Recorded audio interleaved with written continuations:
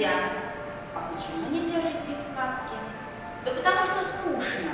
Сказка – это загадка, которую очень хочется разгадать и найти правильный ответ на многие вопросы. Jutud annavad meile väga palju vajalikke teadmisi ja meeldivaid elamusi. Tere, Eva!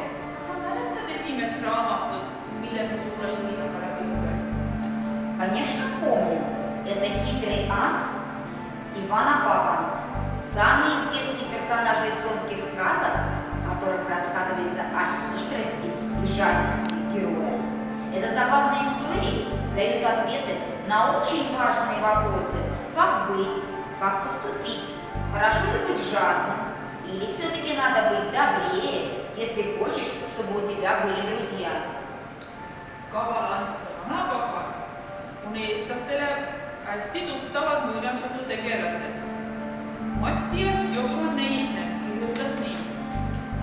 Vanu jutte on meie rahval leegion.